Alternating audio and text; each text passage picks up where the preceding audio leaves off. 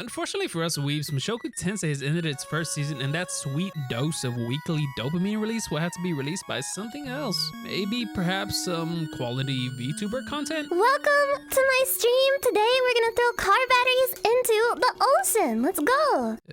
Okay, maybe not. Mushoku Tensei was the Isekai this year, and I feel is a solid contender for anime of the year. And let's be honest here. The story is memorable, the art puts others to shame, the fighting scenes are short and sweet and not drown out like a 3-week spirit bomb, and that's pretty awesome. But there is one thing that I believe really made this show the powerhouse that it was. That is high stakes tension building. You know those oh shit moments? Yeah, this show's ability to make anyone tense up and stop breathing when shit really hits the fan is S tier. Let me show you why. Quick spoiler alert, if you haven't seen the show, you're bad and you should feel bad.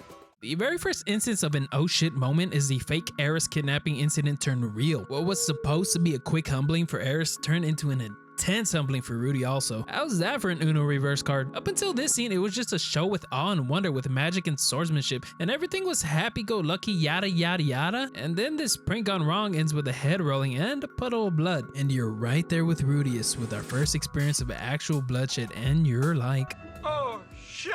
This scene was heavy, and you knew at this moment this show was going to be hitting 0 to 100 from now on. You watch Rudeus try to grasp onto what's going on before his eyes. Meanwhile, Eris and Ghislaine act like ain't nothing but a thing. And I bet in Rudy's mind he was thinking, how did we get a decapitation for what was supposed to be a prank? I'm joking! Stop! Next up we got this part, the massive exploding teleportation. Rudy's getting ready to show us his rain dance magic, and then Ghislaine's fairy senses tinkle and you watch her fight with Almanfi the Radiant. There's one thing that makes this short fight really dope.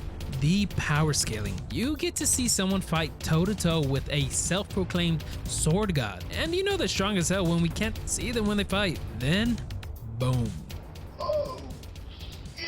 They get swallowed up in the explosion and you're left with a stupid look on your face thinking, what just happened? It was just Rudy's birthday. Next thing we know, we're getting tactical nuked.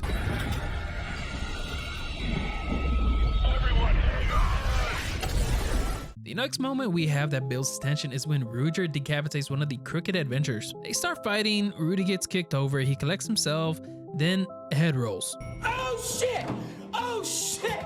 Now, why is this decapitation so different from the one done by Ghislaine? Honestly, it's because at that point, Ruijerd becomes a wild card. Ruijerd's led by his ethics and morals of that anyone who harms a child is scum and must be eliminated. Meanwhile, Rudy is on a new campaign of trying to restore the Superb's image across the world. So you can see why this conflict of interest is so big. You have Ruijerd's unbending morals and Rudy's perfectionism conflicting, and it creates an unknown variable. So when that head rolls, it brings about a huge amount of uncertainty towards the two's relationship and Rudy's leadership. By the way, I see so many heads rolling in the show, I'm starting to think we're at a bowling alley. Bruh. Okay, right here we have Rudy versus Gallus the North Saint. Don't tell me this guy appearing didn't feel like the start to a boss fight. We're introduced to the fight with a shaky cam standstill to let you know shit's about to go down. The fight starts with him easily putting down 3 guys in the span of seconds. Oh shit!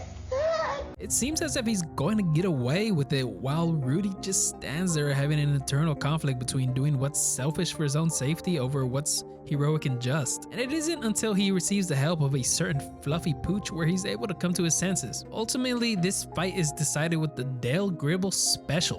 Pocket sand.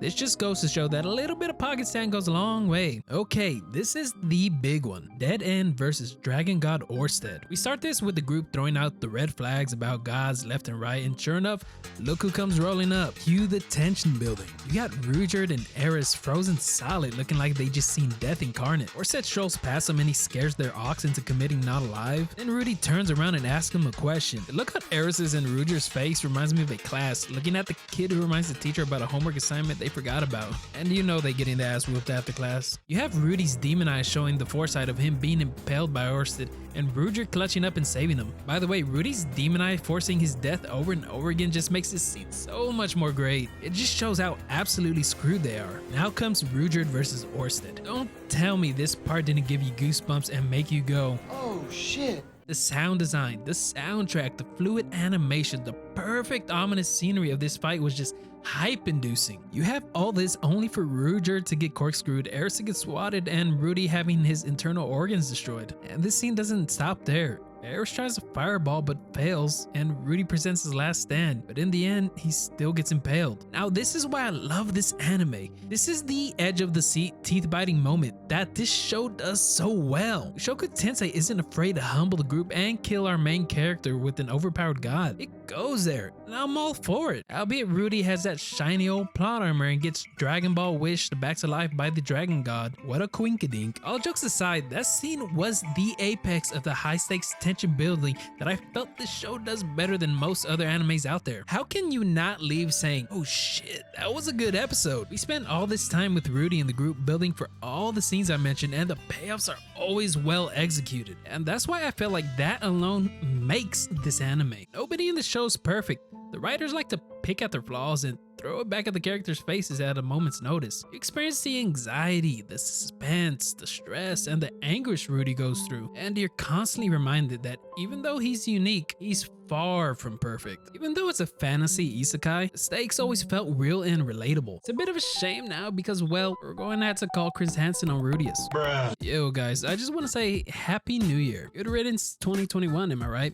By the way, I need your help. I'm currently less than 400 subs away from my first 1,000 subscribers. So if you can abuse the sub button, click the like, and leave pineapple on pizza in the comments, it would help me tremendously. Anyway, my next vid is on winter anime in 2022. My last vid was around Demon Slayer haters. Go watch it. Anyway, I'm Wehdou. I'm out. Thanks for watching.